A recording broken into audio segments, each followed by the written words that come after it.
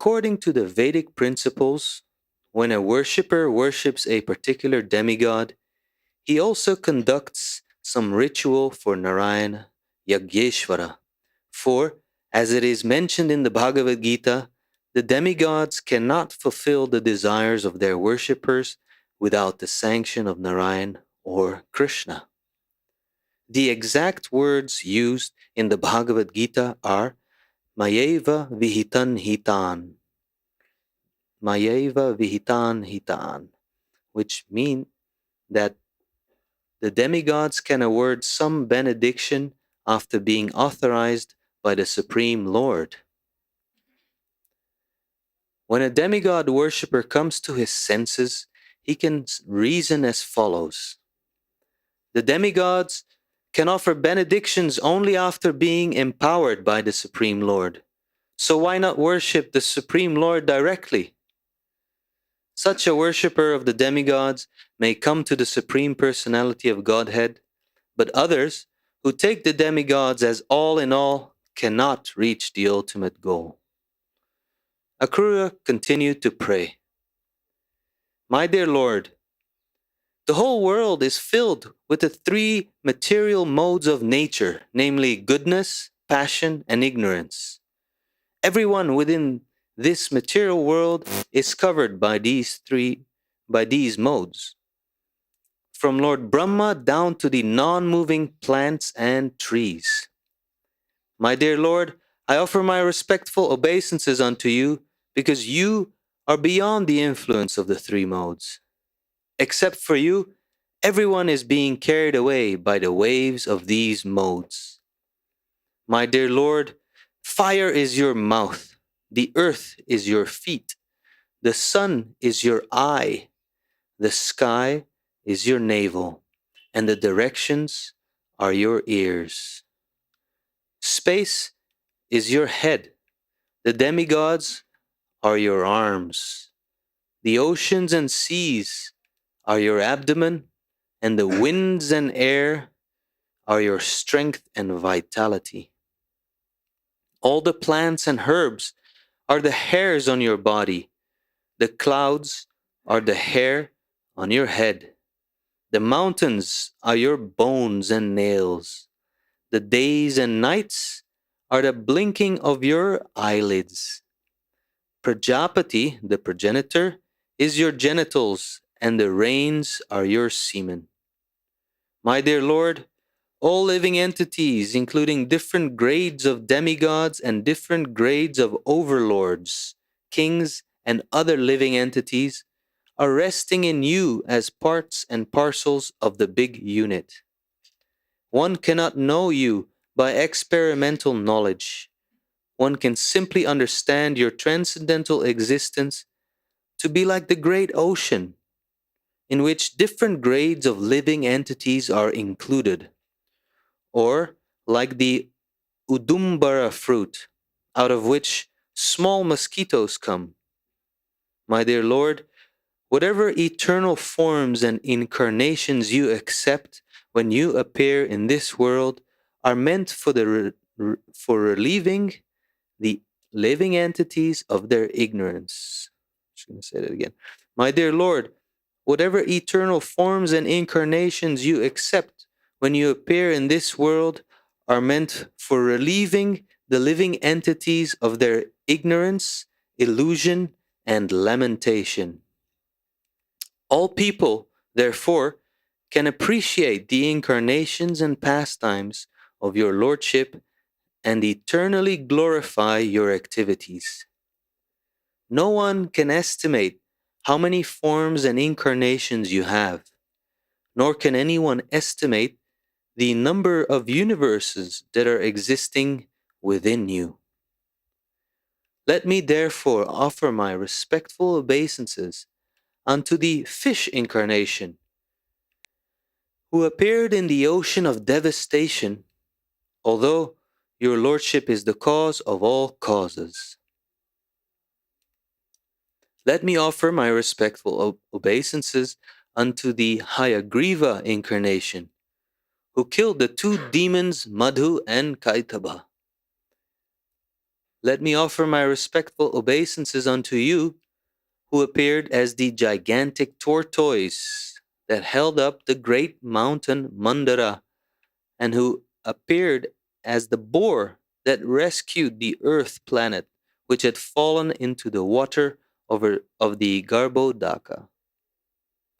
Let me offer my respectful obeisances unto your lordship, who appeared as Nrsimhadev, to deliver all kinds of devotees from the fearful condition of atheistic atrocities. Let me offer my respectful obeisances unto you, who appeared as Vamanadev and covered the three worlds simply by extending your lotus feet. Let me offer my respectful obeisances unto you, who appeared as the Lord of the Brigus in order to kill all the infidel administrators of the world. And let me offer my respectful obeisances unto you, who appeared as Lord Ram to kill demons like Ravana. You are worshipped by all devotees as the chief of the Raghu dynasty, Lord Ramachandra. Let me offer my respectful obeisances unto you, who appear as Lord Vasudev, Lord Sankarsana, Lord Pradyumna, and Lord Aniruddha. Let me offer my respectful obeisances unto you, who appear as Lord Buddha, to bewilder the atheistic and demoniac. And let me offer my respectful obeisances unto you, who appear as Kalki, to chastise the so-called royal order degraded to the abominable condition of the mlechas, who are below the jurisdiction of Vedic regulative principles. My dear Lord, everyone within this material world is conditioned by your illusory energy. Under the impression of false identification and false possession, everyone is transmigrating from one body to another on the path of fruitive activities and their reactions. My dear Lord, I am no exception among these conditioned souls. I am falsely thinking myself happy in possessing my home, wife, children, estate, property, and friends. In this way, I am acting as if in a dreamland, because none of these are permanent. I am a fool to be always absorbed in thoughts of such things, accepting them as permanent truths. My dear Lord, due to my false identification, I have accepted as permanent everything which is non permanent, such as this material body, which is not spiritual and is the source of all kinds of miserable conditions. Being bewildered by such conceptions of being bewildered by such concepts of life, I am always absorbed in thoughts of duality and have forgotten you, who are the reservoir of all transcendental pleasure. I am bereft of your transcendental association, being just like a foolish creature who leaves a watering hole covered by water-nourished vegetation and goes in search of water in the desert. The conditioned souls want to quench their thirst, but they do not know where to find water. They give up the spot where there is actually a reservoir of water and run into the desert where there is no water. My dear Lord, I am completely incapable of controlling my mind, which is now driven by the unbridled senses and is attracted by fruitive activities and their results. Therefore, my intelligence is very miserly. My dear Lord, your lotus feet cannot be appreciated by any person in the conditioned stage of material existence, but somehow or other I have come near your lotus feet, and I consider this to be your causeless mercy upon me. You can act in any way because you are the supreme controller. I can thus understand that when a person becomes eligible to be delivered from the path of repeated birth and death, it is only by your causeless mercy that he comes nearer to your lotus feet and becomes attached to your devotional service. Akrūra fell down before the Lord and said, "My dear Lord, your transcendental eternal form is full of knowledge. Simply by concentrating one's mind upon your form, one can understand in full knowledge everything that be, because you are the original source of all knowledge. You are the supreme powerful. You are the supreme powerful, possessing all kinds of energies. You are the supreme Brahman and the supreme person, supreme controller and master of the material energies. I offer my respectful obeisances unto you because you are Vasudeva, the resting place of all creation. You are the all-pervading Supreme Personality of Godhead, and you are also the Supreme Soul residing in everyone's heart and giving direction to act. Now, my Lord, I'm completely surrendered unto you. Please give me your protection." Thus ends the Bhaktivedanta purport of the 40th chapter of Krsna, Prayers by Akrūra.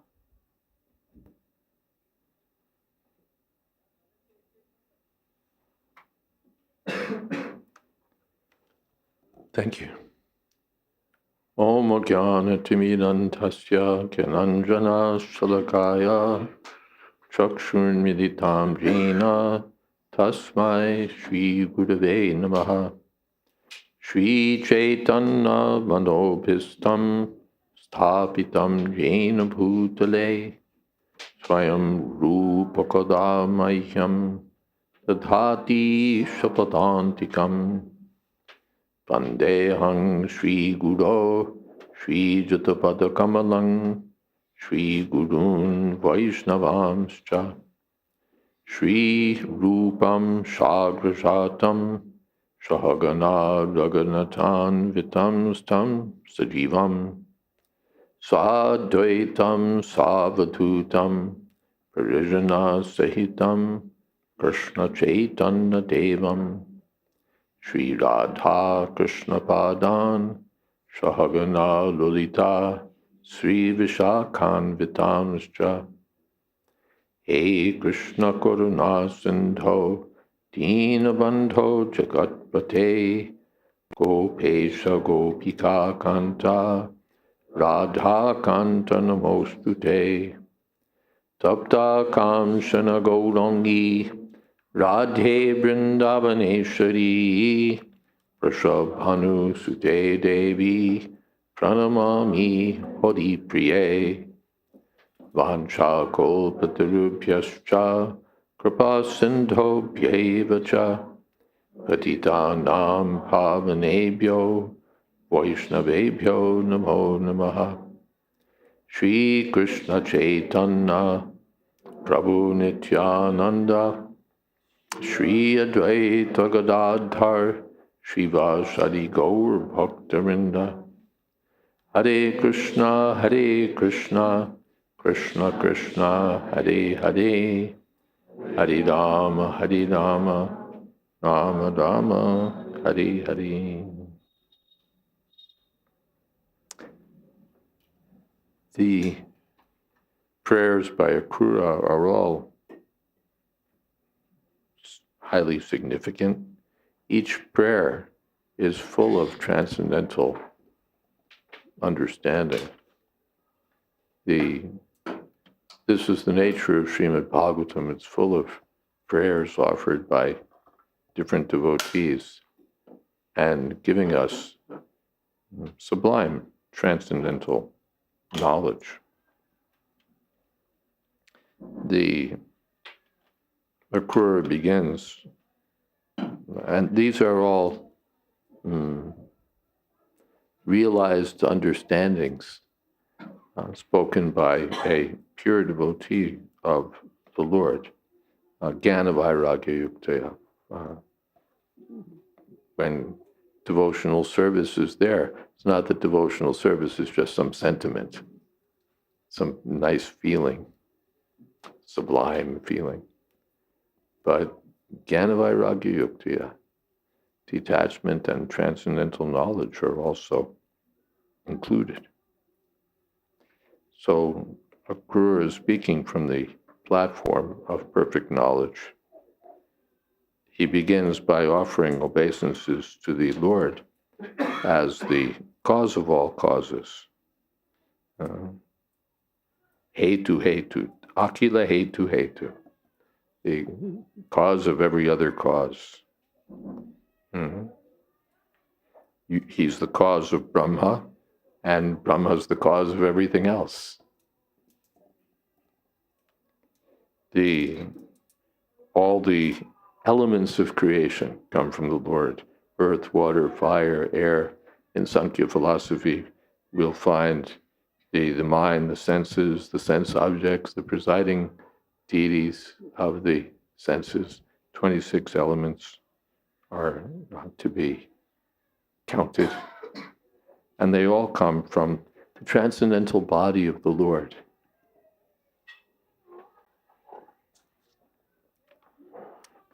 This is not creation from nothing or creation from chance. Everything comes from the transcendental form of the personality of Godhead.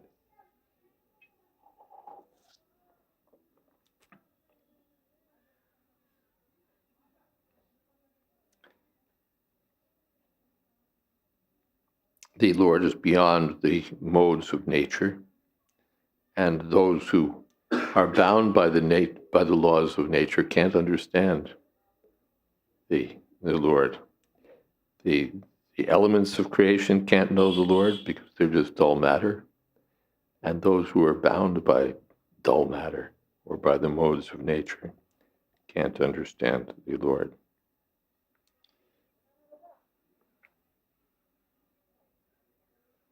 The yogis worship the Lord by meditation on the form of material elements and the controlling deities and the living entities. Brahmins worship the Lord by chanting Vedic mantras and worshiping demigods. Some persons, tired of fruitive activities, turn to devotional service. Well, first they turn to philosophical investigation, then above that, devotional service. And then the devotees. Some worship Lord Shiva.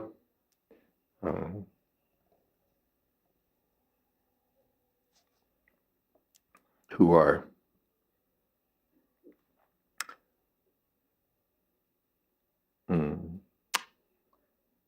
not exactly following properly.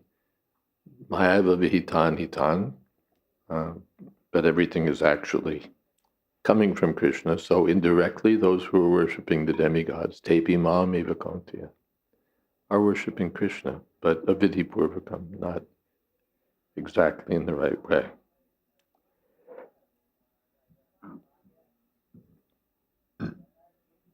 The various rivers go to the sea, but as Prabhupada said, they may or may not reach the sea. So all paths are meant to reach Krishna, but we may or may not reach the goal by following these different paths. They're not sure, like the path of service.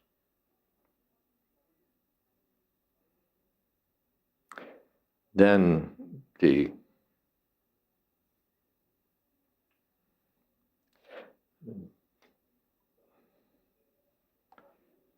yeah.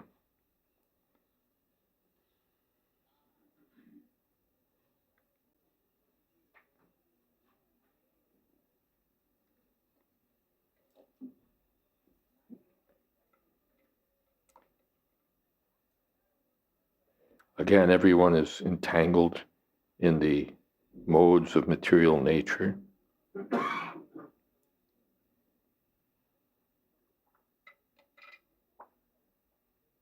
Which brings us to identify with the material body in different forms. And then there's the description of the universal form. The sky is your navel, the sun is your eye, and the hairs on your body are the trees and plants, the clouds are your hair, the mountains and are your bones and nails. Day and night are the blinking of your eyes. So in this way, the universal form is described. And everything exists within the Lord, the way fish exist in the sea, or tiny mosquitoes live within this fruit, Udumbara fruit.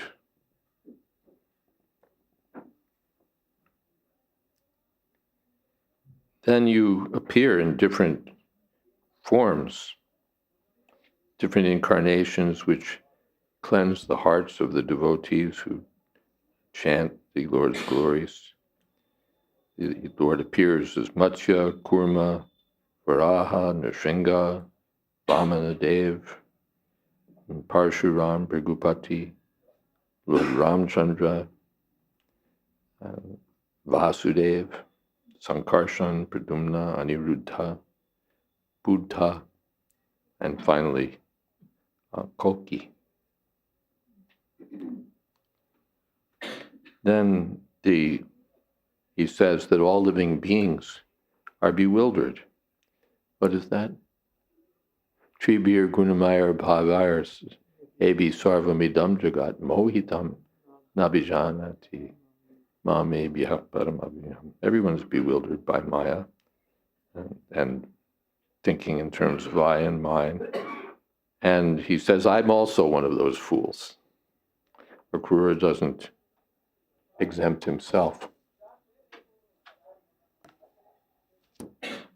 I'm also one of those fools. I'm thinking, this is my body, these are my children, my home, my wife, my money. And in this way, I'm living in a dream of impermanent things, mistaking the temporary for the eternal. And as a foolish animal leaves the place where there's water to go looking for water in the desert, I've turned away from you and I'm trying to enjoy in this dreamland.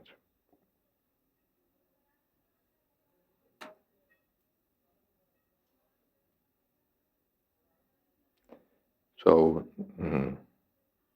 now I'm approaching your lotus feet for shelter.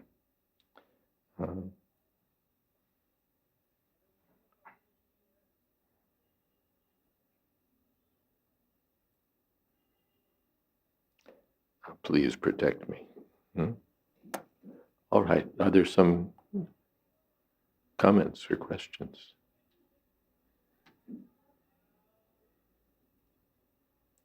Every one of these prayers could be the subject of a seminar. So much is packed in. So we hear, and it takes us 20 minutes or something to hear the chapter. But, and we hope some of it penetrates our minds, our hearts, and sticks. But there's so much there that we could take any one of these verses and unpack it, and still there'd be more. Akrūra, Prabhu.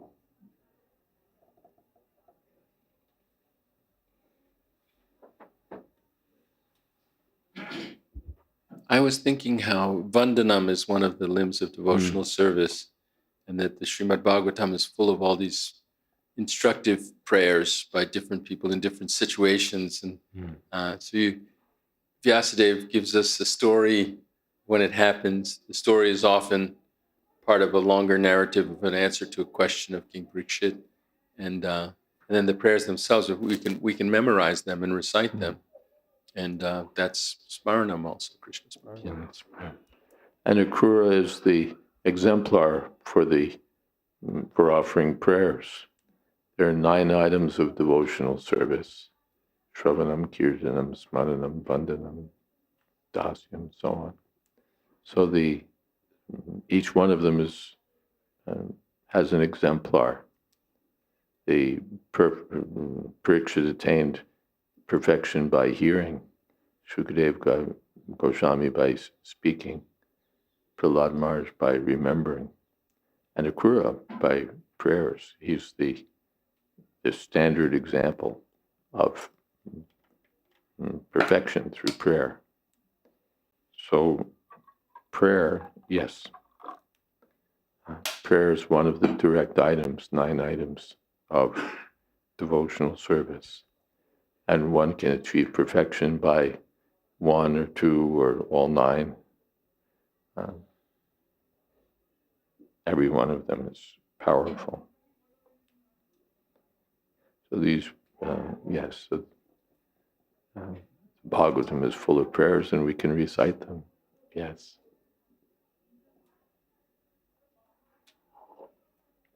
Yes.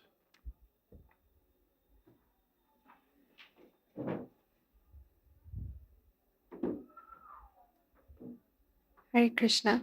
So we see with all these prayers by different devotees in the Bhagavatam, they're very, I mean, it seems like they know enough about Krishna to be able to say all these prayers. So is it because they're pure devotees that they just know everything? I mean, we wouldn't be able to just say prayers like this spontaneously because we don't know everything about Krishna. Yeah. Are they able to compose prayers like this because they know everything? Spontaneously, we couldn't do this. Yeah, that's their perfection. It's described in the first canto that when Krishna entered Hastinapur, the ladies gathered on the rooftops and were basically chit-chatting. You know, it's like if somebody, like among the mundaners here in India, if Amitabh Bachchan were to be going through our part of town or something, everybody'd be lining the rooftops or wherever they could to get a glance of him. They'd be talking about, oh, do you remember his role in this? Do you remember his role in that? This, that. They'd all be going on like that. And especially when there's some heroic man, then the women woo, woo, woo, woo, woo, woo, get together and talk about how they're about to faint and so on. So the women gathered on the rooftops as Krishna was entering the city, and they were just, oohing and ahhing like that. But their chit-chat, their discussions was deeper than the Vedic hymns.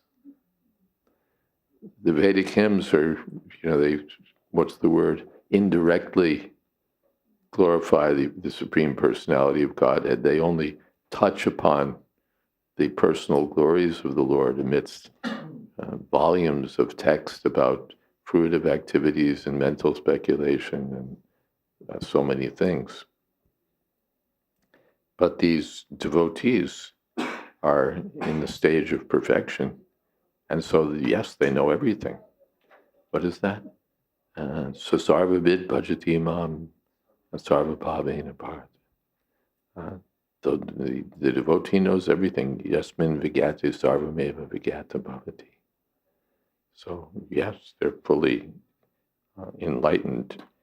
The Bhavanam Janmanamante Gyanavan Mam Prapadyate. When one comes to the perfection of knowledge, he engages in the service of Krishna. That said, even a devotee who's apparently ignorant, who doesn't know all the details of the science of Krishna, if he's a sold out devotee of the Lord, he's also knows more than all the great Gyanis and Sankhya philosophers and so on. And if he just knows that, what is that? Yomam eva masamuto janati purushottam. He just knows that Krishna is the Supreme Personality of Godhead, Purushottam. Sa sarvavid. He knows everything. He knows everything.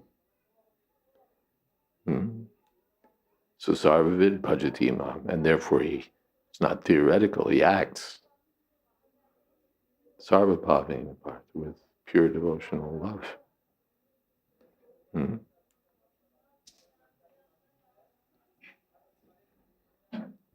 Is that okay? Something else?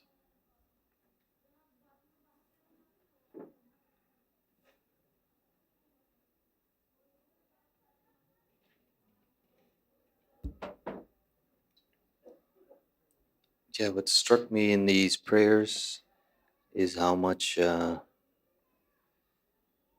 it's like meant to. It comes from not from his position, but more like from my position. Akrūra speaking like a very conditioned soul. First of all, talking about the demigods, which I maybe it's my assumption, but I don't think that's something he deals with. But it's more for people like me that may get deviated from Krishna's feet like that. And then he goes on to say, things that are very relatable. It's relevant. We're attached to our bodies, to our homes, to our money, to our designations. It's not just theoretical knowledge. It's relevant to our own situation. We're influenced by the modes of material nature. It's not just like they do in the universities. The inhabitants of Borneo are blah blah blah blah blah blah. And they give learned disquisitions about how people are living and so on. So he's not just giving a treatise about the conditioned soul. He said, "This is me." Yeah. More. Yeah, and his humility in that. Is that why he's like the representative for prayers? His honesty and his humility. I'm wondering, because he's very what's the word? Open or humble or clear, or he doesn't hide any misgivings or. Yeah. I noticed two sides to these prayers. On the one side, there's glorification. You're this, and you're this, and you're this, and you're this, and you're this, and you're this. And then on the other side, and I'm this, and I'm this, and I'm this, and I'm this. What is my position? What is that in Sudama? What is that verse? Sriniketana, Kwaham something. Kwaham Daridra Papiyan. And Kwaham Sri Krishna Sriniketana. Who am I but a poor, destitute Brahmin? And who's Krishna but the husband of the goddess of fortune? And yet, Brahmabandhu iti kwaham bahubhyam parirambidhi. And yet Krishna embraced me. I'm just a poor beggar of a Brahmin, and he's the Supreme Personality of Godhead. And he embraced me to his chest. So these two sides are there. Who is Krishna and who am I? So we have an inflated concept of who we are and a dismissive concept of who Krishna is. But the pure devotees realize who Krishna is, and they realize who they are, and they realize the relationship between themselves and Krishna, and this perfection.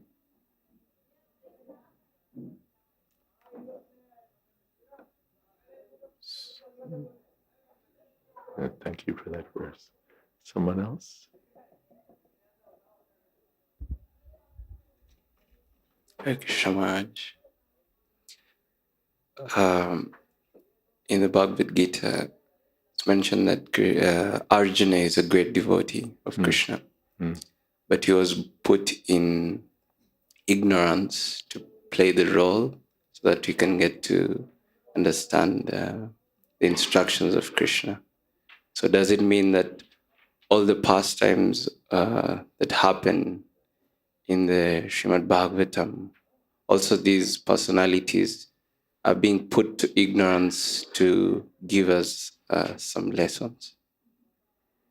It is Arjuna in Bhagavad Gita is a great devotee, but he's put in ignorance for our instruction. So is it like that with all the devotees?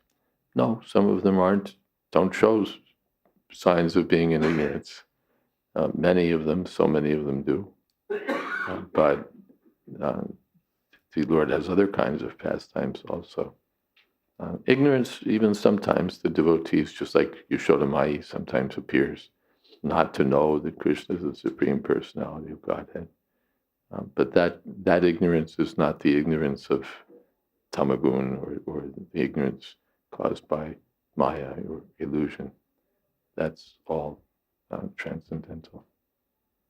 But yes, when we see that devotees are apparently in ignorance, it's the working of Krishna's spiritual potency for, especially for our benefit. And while I'm thinking of it, there's prayers again, prayers by Arjuna in the 11th chapter, Bhagavad Gita. There's a letter from Srila Prabhupada to Satsvarup Maharaj. When Satsvarup Maharaj was editor of BTG, if I recall, he rejected an article as being too high. And Prabhupada approved of his rejecting it. That yes, this is not suitable for BTG. And he enumerated or gave examples of the kinds of articles that devotees should write for the magazine. And that included prayers by Arjuna, prayers by Bhishma Dev. These kinds of topics are suitable. These kinds of topics are suitable. Not the very high topics that we sometimes want to talk about. But these topics, they should discuss. Prabhupada said.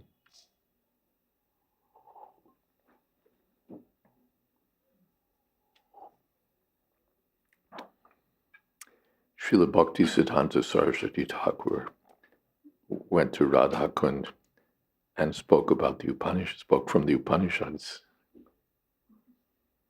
You go to Radha Kund and you should be speaking about the highest, most intimate dealings of Krishna with his exclusive devotees in Madhurya Ras. And Srila Bhaktisiddhanta Saraswati Thakur went there and spoke about the Upanishads.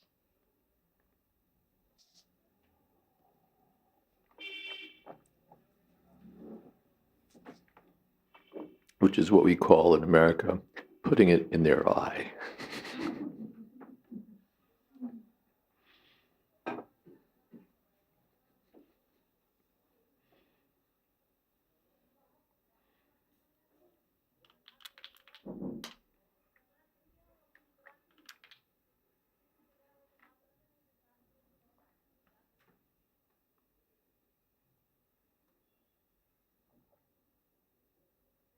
Something else.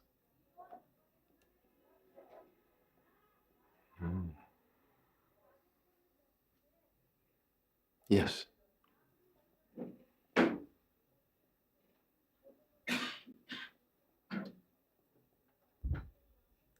Hare Krishna Maharaj. Krishna. Maharaj, there are 9 limbs of devotional service. It is said that one limb is sufficient to perfect one's life. So whether it be Vandanam or Kirtanam, but generally, like in ISKCON, we have 16 rounds and then 4 regulative principles. So is it that the case that one limb is sufficient for the spot, like Raganuga Bhaktas?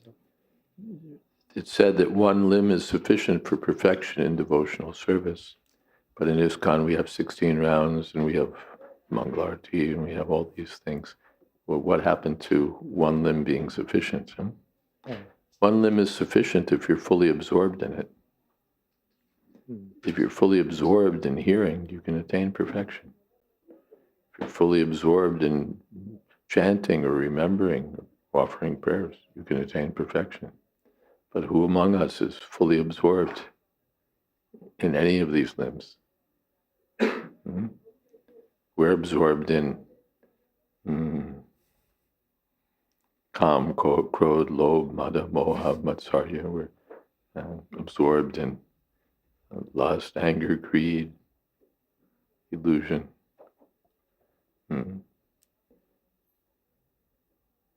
So especially these 2 limbs have been very much emphasized, hearing and chanting.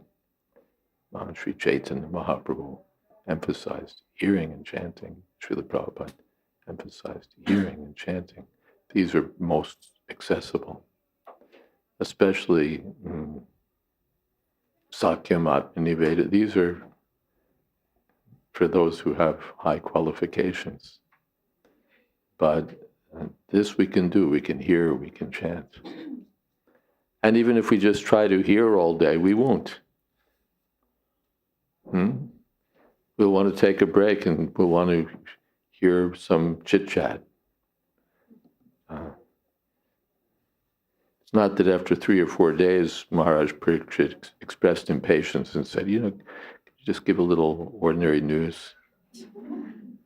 Just take a break here. He was wrapped in hearing. I can't get enough of this hearing. Yat Strinvatam Rasagyanam Svadu Svadu Pade Pade. Hearing and hearing and hearing and relishing. And Sukadeva Goswami was relishing. I was reading with Kadamba Kanana Maharaj today, the chapter we've read some days ago, Wonderful Krishna. And it's just wonderful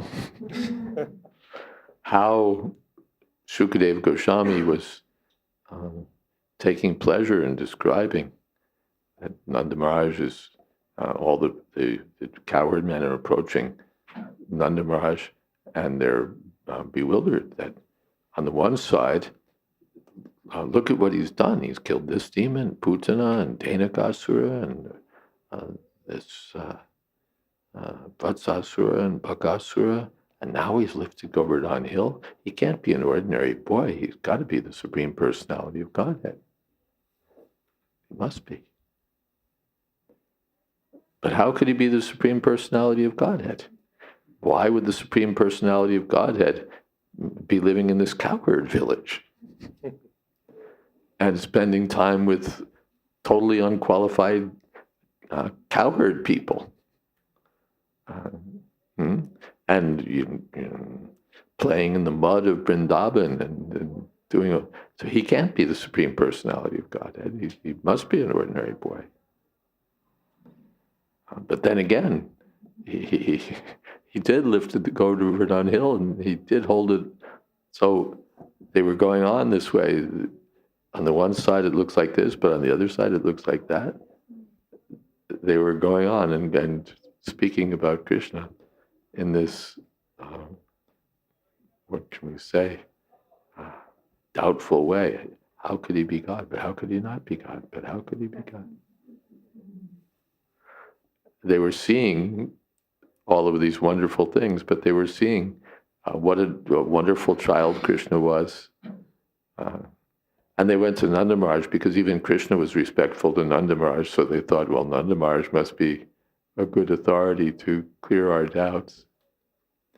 So he was, Sukadev Goswami was relishing, absorbed in speaking these topics, especially since he found someone who could really hear, the person of Maharaj Parikshit. So that's speaking.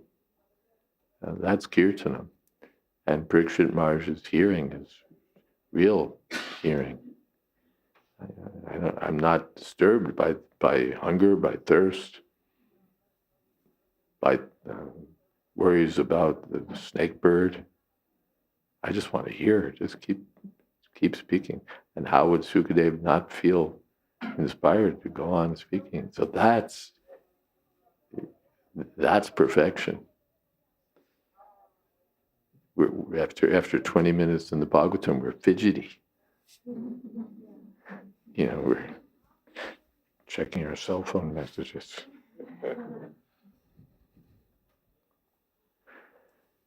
So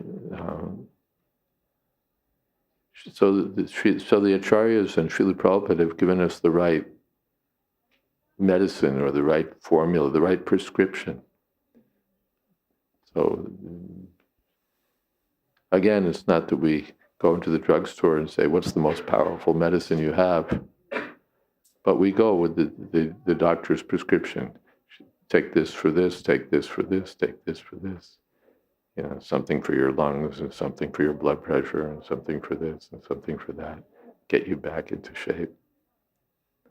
So the Acharyas have given 16 rounds. Which Srila Prabhupada has given us 16 rounds and 4 regulative principles and Mangalarti and Bhagavatam class, Sankirtan, deity worship, so many different engagements, and especially with hearing and chanting as the main focus among these 9. Okay? Thank you, Maharaj. Hare Krishna Maharaj. As I understand it, or from the example of, again, Gopakumar was when he reached the level of Brahman. And it is said that when he chanted the mantra, he would rise. And then when he didn't chant the mantra, he would sink. So, Srila Prabhupada says that when we chant Hare Krishna, it immediately takes us to the transcendental platform. Even a dog can chant, even a child. So, does this mean that there's just 2 states? I mean, Maya or Krishna consciousness? When we're not thinking of Krishna, we're not absorbed in Krishna consciousness. That is the bewilderment. And that anyone can be affected by that. Yeah, there's Maya and there's Krishna that we know. These are the 2 sides, material and spiritual, Maya and Krishna. But it's not just that we're sort of in a binary situation where, well, either, forget him, he's in Maya, or here's a person who's in Krishna consciousness. And those are the only 2 categories that we can recognize, or the 2, either you're sick or you're healthy, that's it. Dhanadhar Maharaj told me this story that he was traveling. He was driving and he didn't quite know where he was. So he was in New York somewhere. So he asked the policeman.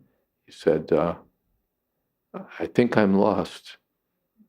And the policeman said, "Either you're lost or you're not lost. Which is it?"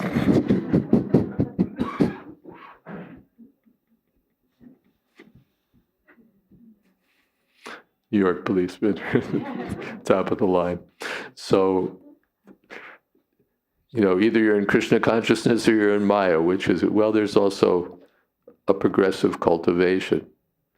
So our starting place is that we're in Maya, but we're trying to come to Krishna consciousness by what did Prabhupada call it? Gradual cleansing process. A gradual cleansing process. So we don't put ourselves just in one of two buckets. Either we're in Maya, or of course sometimes we do. You know, we've gone to a movie, we're in Maya, and if we're engaged in Sankirtan, distributing books, and focused, then we're in Krishna consciousness. But in terms of our gradual progress, it's not just we assign you to one of these two categories. But fundamentally, that's what there is. There's Maya and there's Krishna.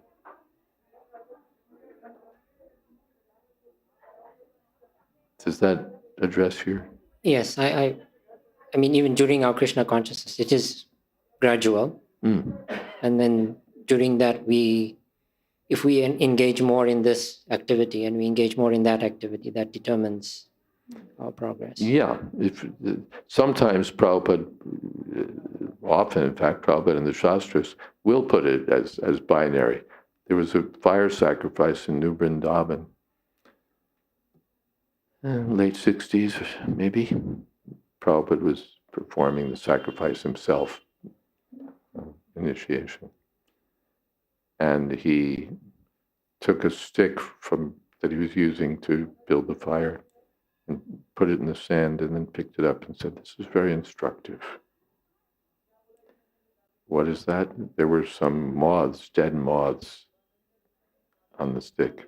Prabhupada said, "The fire does not rush out at the moths, but the moths, being bewildered by the glare of the fire, rush into the fire." And then he said that on one side there's Krishna, on the other side there's Maya. So you can turn toward Krishna, you can turn toward, just like my palm, now it's in the light, and now it's in the darkness. So it can be understood and deserves to be understood in such simple and absolute terms. There's Maya and there's Krishna, and if you turn toward Maya, Krishna won't be there. If you turn toward Krishna, Maya won't be there. So that's our basic understanding.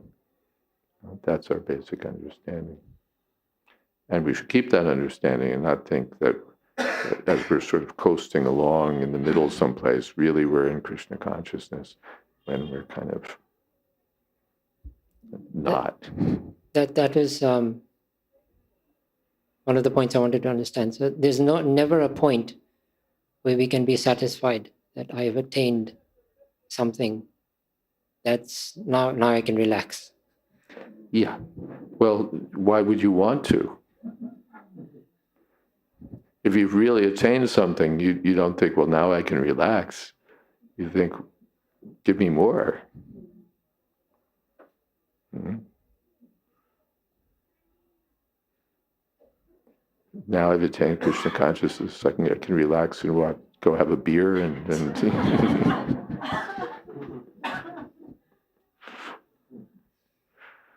yeah, devotees get some Krishna consciousness, they just want to go on tasting. They want to go on serving.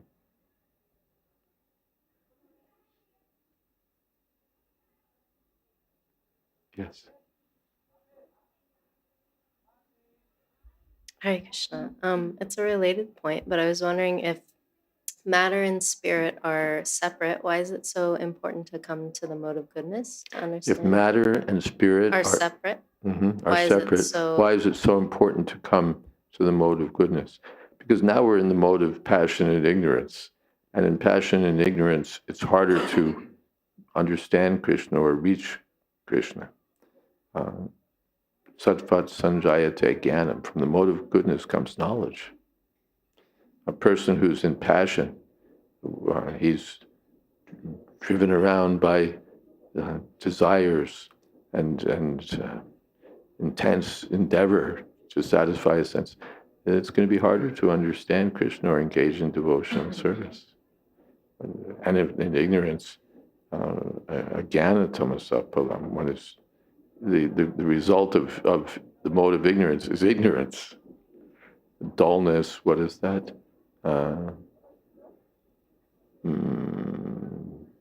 Madness, intoxication, sleep. So if we're tending toward madness, intoxication, sleep, how much are we going to understand? How much are we going to make progress? So it's like when you're building a fire. If you try to build a fire on the water, it's going to be hard. If you try it on the land, that's better. But if you get dry leaves, then you can maybe start to build something. So if the living entity is described like that, if he falls into the mode of ignorance, it's like falling into water. He's a spiritual spark, but the spark is practically going to be extinguished almost. If he falls on the land, he's better off, but he's still not where he needs to be. But if he falls into, say, dry leaves, then the fire can be rekindled. So we don't want to stay in the mode of goodness. What is that?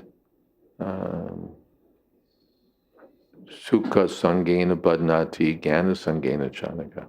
In the mode of goodness, one becomes subtly bound by a sense of happiness, by a sense of knowledge. I can go on like I'm living in the woods, and next to a nice little stream, and the birds are chirping, and I've got a nice library full of philosophy, and I can live nice, simple vegetarian food. And he thinks this is some kind of perfection. Philosophy and maybe some philanthropic work. And in that way he becomes bewildered. So even the mode of goodness is not good. But by comparative analysis, it's better. What's that Partibad Darano Dhumas? The first.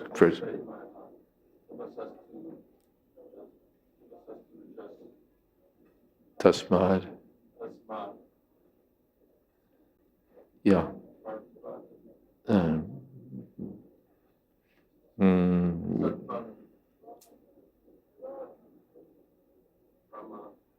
Brahmadarshanam, like that. Yeah. The mode of goodness is like firewood. The smoke is one thing, and what is it? The firewood itself is something else, but the flames are what you want. You don't want really the smoke or the wood, you want the fire. So we don't want Shiva or Brahma, we want Vishnu, the personality of Godhead. We don't want ignorance or passion. We want ultimately pure goodness. And what's closest to pure goodness? Well, conditional goodness. We don't want to be in the mode of goodness as our permanent situation, but it's a good jumping off place for cultivation of Krishna consciousness. The mode of goodness is favorable. Therefore, sato vrite. Sato vrite can mean to follow, to engage in following, to association of devotees and following the path of pure devotees. It could also just mean having an occupation in the mode of goodness. Sangatyagat sato vrite, to have an honest occupation, a good occupation, not working at McDonald's or something like that, but something clean. Sato vrite. Who was that? Kolavecha Sridhar. He's selling banana skin products and some vegetables. Honest occupation, not going to hurt anyone. So the mode of goodness is recommended comparatively. But Krishna says, Nistraigunya Bhavarjana, don't be in any material mode, finally transcend them. Mm-hmm.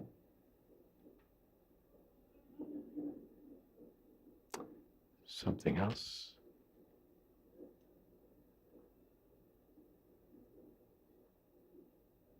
Mm-hmm.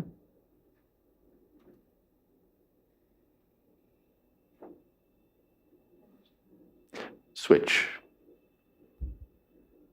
Hare Krishna. You were saying that we have this vision of ourselves. that we- And switch and holding it close and speaking loud.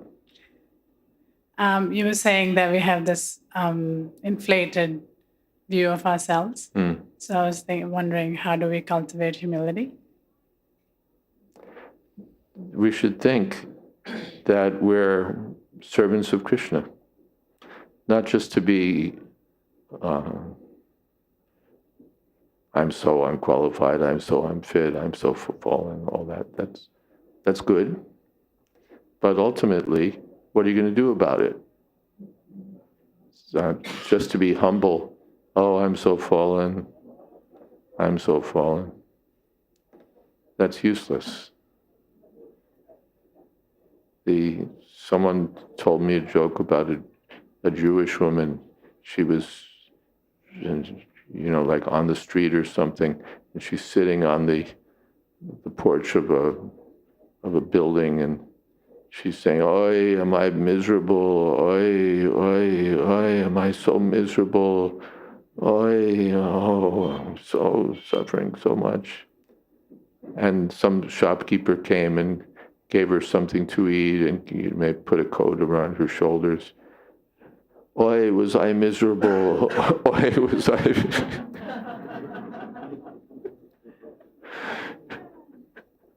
So there's no point in wallowing in our misery and our fallenness.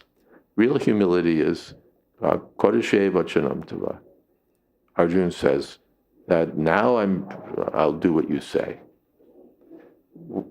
Now, it wasn't actually humble when Arjuna was thinking, how can I kill my grandfather? I should be worshiping him, not opposing him. Better to go off and be a beggar. Better to let them kill me, unarmed, unresisting. You'd say, well, really? No, Krishna said, you're Ashochan and Vishochan. You're speaking like a fool. But at the end, Kodashe Vachanam Tava, I'll do what you say. That's real humility. Prabhupada, in his prayer, Ami Tomar Nitya Das, I'm your servant. Ami Tomar Nitya Das, I'm your servant. That's the perfection of humility. Is that okay?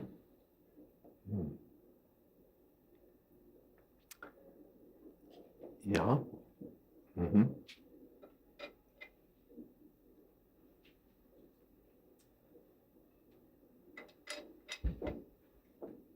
Maharaja, how to relish prayers like the chapter personified prayers by the personified Vedas, just wondering. You came too late. We read them together a couple of weeks ago. Prayers and they were really interesting.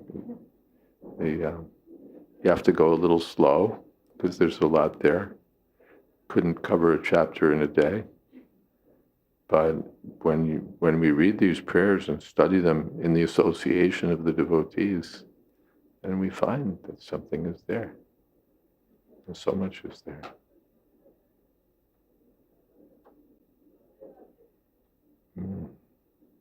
Yeah. Even if we don't understand them, if we just read, hear, something will come through. And then if we discuss them in the association of devotees, and we can pick up explanations from the acharyas who unpack these things for us. In Krishna book, actually, prayers by the personified Vedas isn't such a long chapter in Bhagavatam. But Prabhupada makes a tour de force of it. He gives so much. Krishna book is basically every verse of Srimad Bhagavatam, but sometimes It's interesting. Summary. I thought summary means you sort of abbreviate, right? You think of a summary like that. I'd leave out the less important parts, and I just give a summary. But summary in the case of Krishna book means Prabhupada gives every verse, but sometimes he's explaining things. 2 words, 4 words, a paragraph, 2 paragraphs, 3 paragraphs, so that we get the proper understanding.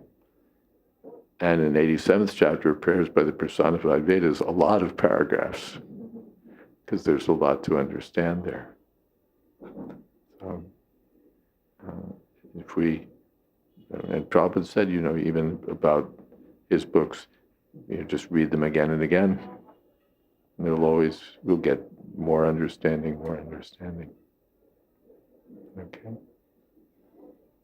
Okay. Should we have kirtan? Yeah? Okay. Hare Krishna, Hare Krishna. If we're going to have kirtan, I won't. I was just thinking about all the different, like we could make an inventory of the different prayers and instructions. Queen Kunti, Gajendra, Dhruva Maharaj, and he was a little boy, so the Lord had to touch him with his conch shell. And he could make these wonderful prayers. And Prahlad Maharaj, it pacifies Lord Nrsingadev and then Lord Brahma. There are so many different wonderful prayers in the Bhagavatam, and also groups of little instructions, Narada Muni instructing Vyasadeva, or there's different sections where somebody, gives these philosophical instructions. Yeah. Sort of punctuates the stories going on, and then there's these prayers which are really condensed, a lot of information. Yeah.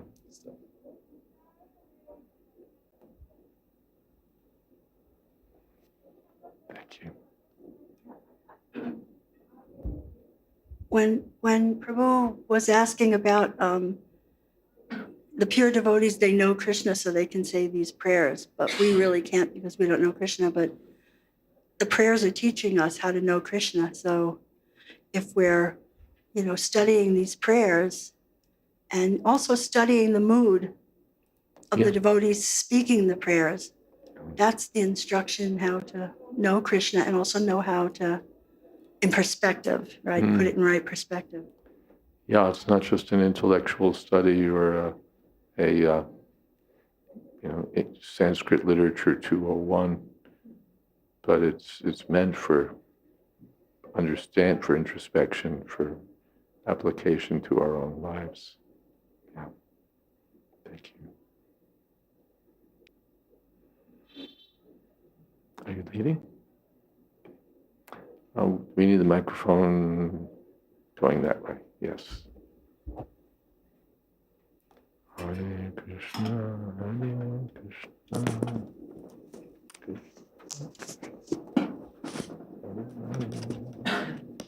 This is better than that, isn't it?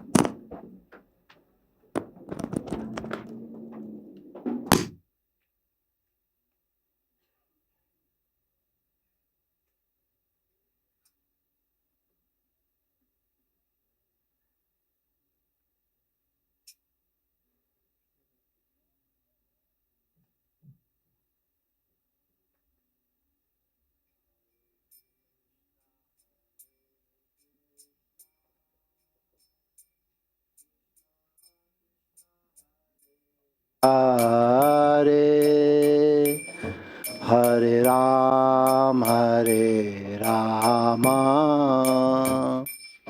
Rama Rama Hare Hare Hare Krishna Krishna Hare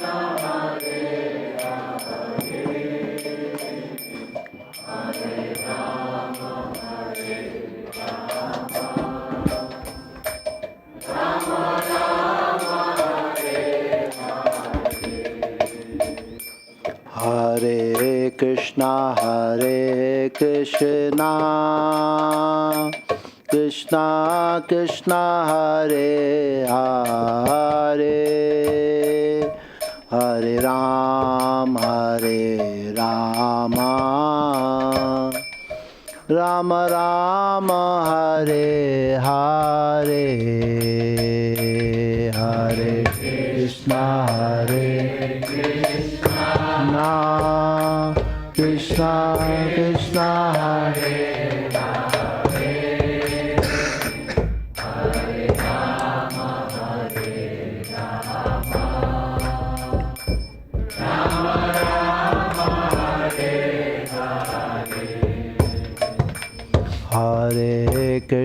Hare Hare Krishna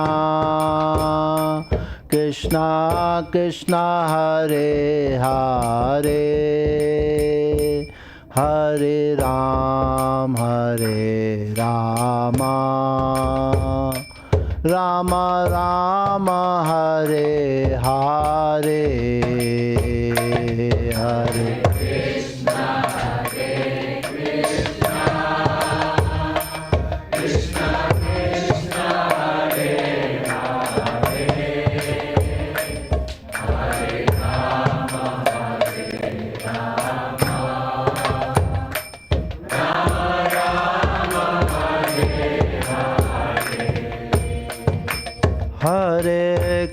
Hare Krishna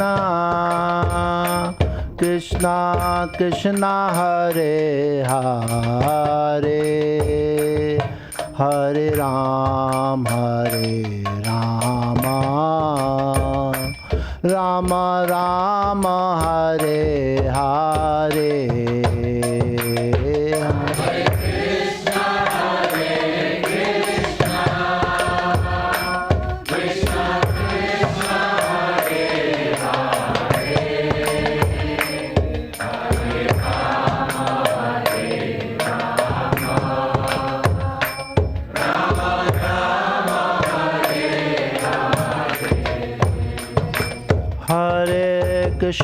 Hare Krishna Krishna Krishna Hare Hare Hare Rama Rama Rama Hare Hare Hare Krishna Krishna Krishna Hare Hare Hare Rama Rama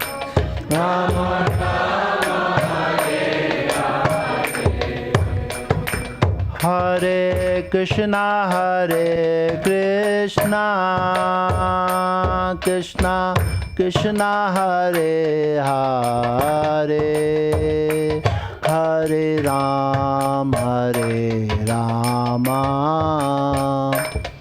Rama Rama Hare Hare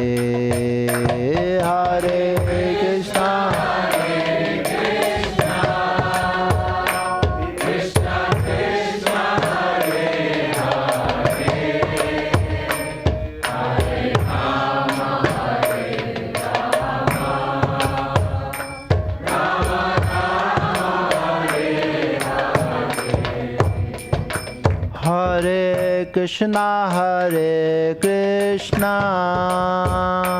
Krishna Krishna Hare Hare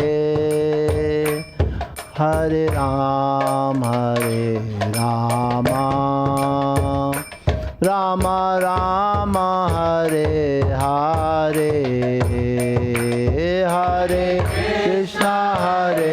Krishna Krishna Krishna Hare Hare Hare Rama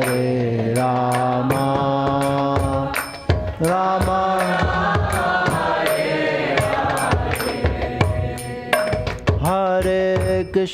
Hare Krishna Krishna Hare Hare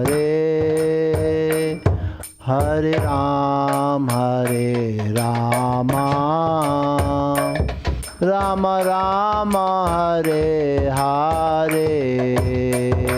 Hare Krishna, Hare Krishna, Krishna Krishna, Hare Hare, Hare Ram, Hare Rama,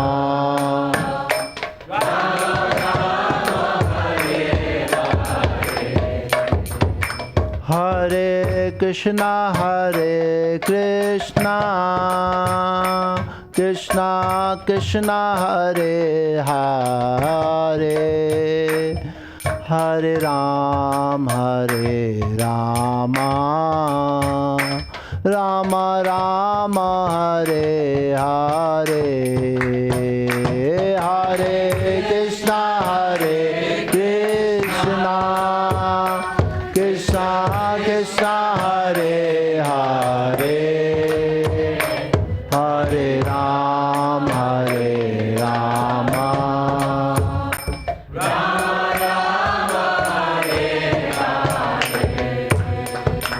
Hare Krishna, Hare Krishna, Krishna Krishna, Hare Hare, Hare Ram, Hare Rama, Rama Rama, Hare Hare, Hare Krishna, Hare Krishna, Krishna Krishna, Hare Hare, Hare Rama, Hare Rama, Rama Rama, Hare Hare, Hare Krishna, Hare Krishna, Krishna Krishna, Hare Hare, Hare Ram, Hare